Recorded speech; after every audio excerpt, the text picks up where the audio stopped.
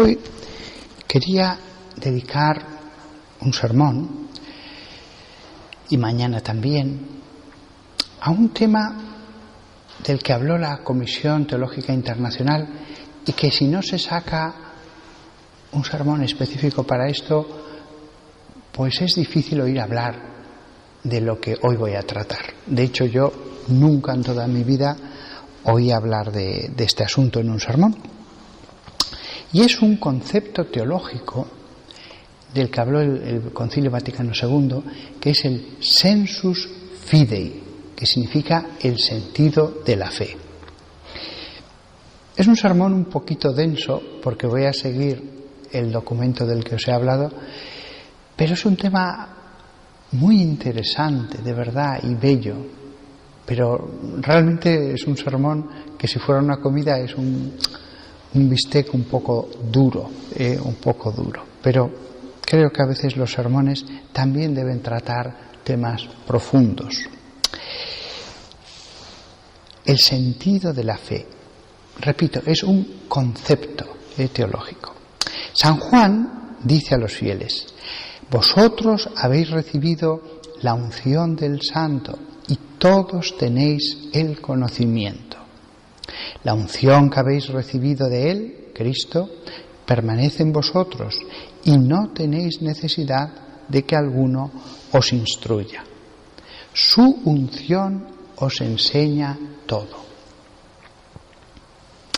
Este versículo es uno de los muchos que hay en la Escritura que muestran cómo ese concepto teológico, el sensus fidei, aunque la palabra se acuñara ya de forma oficial en el Vaticano II, estaba en la palabra de Dios y estaba en la tradición de la Iglesia.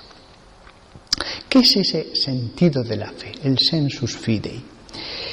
Es que los fieles poseen un instinto para la verdad del Evangelio, que les permite reconocer la doctrina y la praxis cristiana auténtica y adherirse a ella. Dicho de otro modo, es como un instinto sobrenatural acerca de la fe. Esto es para todos los fieles, sacerdotes, obispos, religiosas, ancianos, casados, todos. El Papa Francisco, en su primer Ángelus, puso un ejemplo de esto. Citó las palabras de una anciana humilde con la que se encontró una vez, que le dijo solamente esta frase: si el Señor no perdonase todo, el mundo no existiría. Y el Papa añadió un comentario admirado: aquella es la sabiduría que viene del Espíritu Santo. Fijaos, el Papa admirado ante lo que decía esta anciana, comentándolo, profundizando. La intuición de aquella mujer es una manifestación del sensus fidei, del sentido de la fe, el cual permite un cierto discernimiento respecto a las cosas de la fe. El consenso de todos los fieles de la Iglesia es un criterio seguro para determinar si una doctrina particular o una praxis concreta pertenecen a la fe apostólica. Esto que os acabo de decir, que puede parecer un poco teórico, rechaza la retorcida idea que algunos tienen de una jerarquía activa y un laicado pasivo. El concilio enseñó que todos los bautizados participan, según el modo que les es propio, de las funciones de Cristo, profeta, sacerdote y rey. Por lo tanto, puede haber un error en una rigurosa separación entre la Iglesia que enseña y la Iglesia que aprende. Voy a poner algunos ejemplos, pero lo último que acabo de decir. Es cierto que el sacerdote, porque es su trabajo, tiene que leer teología, que meditar la Sagrada Escritura, que leer a los santos. Es lógico que con los años acabe sabiendo de la ciencia de Dios más que otras personas pues que se han dedicado a leer cosas pues de su ingeniería, de medicina, de mecánica, etc. Sin embargo, aunque esto sea lo lógico, aunque lo normal es que el sacerdote sepa más que otros que han tenido que dedicarse a otras cosas, sin embargo, nos encontramos con laicos, casados, con trabajos en el mundo, que se han formado mucho a través de toda una vida de reflexión y de lecturas en la fe, en la teología, en la doctrina. A eso se añade que hay personas que, sin haber dedicado mucho tiempo a leer, a formarse, sin embargo son personas de oración, personas cercanas a Dios, y de un modo instintivo, no aprendido en los libros, dicen: esto es lo más correcto. En una cuestión teológica, en una disputa, esto yo pienso que es lo que quiere Dios. Fijaos que en los sermones siempre, pues sí, expongo cuestiones relativas a la ciencia de Dios, pero hoy lo que expongo es ese instinto teológico que tienen los fieles que están cercanos a Dios. Y este criterio, el de lo que piensan todos en la Iglesia de un modo instintivo, de un modo que proviene de la unión con Dios, de un modo que es universal, es un criterio de discernimiento auténtico. Además, la idea de que la Iglesia, considerada como un todo, como una unidad, es infalible en la fe, eso deriva de que ella es el cuerpo místico de Cristo y la esposa de Cristo. Y que por lo tanto, al pertenecer a este cuerpo, todos sus miembros poseen una unción que les enseña, que les hace recibir gracias respecto al don del Espíritu Santo de la verdad. Esto es una noción que pertenece al cristianismo desde los mismos inicios, porque se plantearon siempre muchas cuestiones y se decía: ¿qué es lo que creen todas las iglesias? El Evangelio suscita la fe no como una simple transmisión de informaciones religiosas, sino como la proclamación de la palabra de Dios y la potencia de Dios por la salvación, que debe ser recibido en toda la verdad plena. Es el Evangelio de la gracia de Dios, la revelación del misterio de Dios y la palabra de la verdad. ¿Qué significa esto? Que el Evangelio, cuando se acoge por parte de los fieles, es algo que es una proclamación inspirada, viva, en los corazones de los fieles.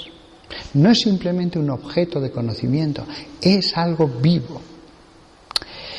Con lo cual, cuando se recibe el Evangelio como una respuesta de la persona entera, que cree con todo el corazón, con toda su alma, con toda su mente, con toda su fuerza, entonces esa cosa que creo y el modo en que la creo se transforman en algo vivo. Voy a acabar con un par de pensamientos porque este tema es largo y muy interesante, pero considero que lo doy es suficiente.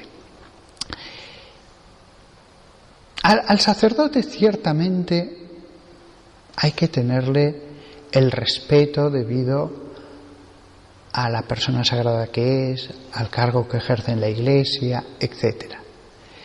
Pero no significa eso que siempre y en todo él tenga la razón.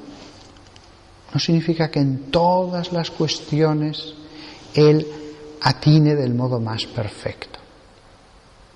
Hay una cierta libertad en la Iglesia. Hay una cierta libertad dentro de la comunión, dentro del respeto. Siempre además lo he dicho cuando me lo han consultado, fieles de algunas parroquias, por favor, delante de todos, no te pongas a replicarle, no te pongas a contestarle allí, a no estar de acuerdo, no. Lo cual no significa que la persona que ejerce esa función sea infalible. Ni siquiera el fiel, por muy cercano que esté a Dios, es infalible. Fijaos el tema que hoy hemos abierto. Existe el sensus fidei, existe ese sentido de la fe. Existe. Y es algo que viene del Espíritu Santo. Pero ni siquiera el fiel más santo, más perfecto, puede estar seguro de que él está en la verdad. Yo tengo la verdad porque yo hago oración y porque el Espíritu Santo mora en mí. Las dos cosas son verdad. El sensus fidei, pero no puedo yo al 100% pensar que ya solo por eso soy infalible. Bien es cierto que precisamente por lo que he tratado de decir en este sermón, sí que habrá ocasiones en que el fiel lo piense, lo medite en la oración y diga, pues yo en esta cuestión creo que lo correcto es esto.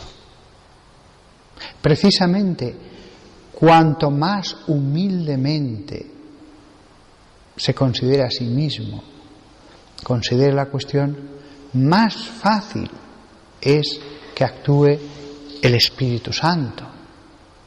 Más fácil. Lo que sí que es interesante es que lo que creemos y el acto de creer forman una unidad que no se puede extinguir. Y por lo tanto, es algo vivo. Por lo tanto, en la medida en que lo ponemos en práctica, más vivo, más lleno del Espíritu Santo está. Pero ojo, aunque esto es verdad, hay que evitar totalmente la persona que como un iluminado dice, no, a mí nadie me enseña. A mí nadie me enseña. Es cierto que lo decían los profetas, lo he leído antes, llegará un momento en que podrán decir que Dios nos enseña directamente. Eso estaba profetizado. Pero eso no anula las intermediaciones, no anula el que hay maestros en la Iglesia, no anula la posibilidad del error. Bueno, es un tema complicado, por eso precisamente, porque claro, sus límites son a veces un poco ambiguos y difusos, y por eso esos sabios de la Comisión Teológica Internacional dijeron, mira, este es un tema del que a veces se habla, vamos a dedicar un documento, vamos a profundizar. Sirva lo de hoy como preámbulo, como vestíbulo a todas las interesantes cosas que esos sabios nos van a decir, y seamos lo más humilde que podamos, y al mismo tiempo sabiendo que sin darnos cuenta el Espíritu Santo pues nos habla, nos guía, Pero nunca, lo que he dicho, la resistencia soberbia, el ponerse allí a discutir porque siempre precisamente la persona más llena del Espíritu Santo es la menos dada a crear problemas. La menos dada a crear problemas. Precisamente la persona cuanto más a veces ignorante, más problemas crea. La Virgen María siempre era perfecta en este aspecto. La Virgen María, de un modo instintivo, decía, así habría que interpretar estas leyes del Antiguo Testamento. Esto es lo que quería Dios cuando instituyó esto. La Virgen María es un buen ejemplo de la mujer que totalmente sencilla y queriendo estar en un segundo plano y no queriendo ser maestra de nada, sin embargo, era guiada acerca del verdadero sentido del Antiguo Testamento, y por eso, cuando llegó el Nuevo Testamento, lo pudo aceptar en su sentido más perfecto, más auténtico.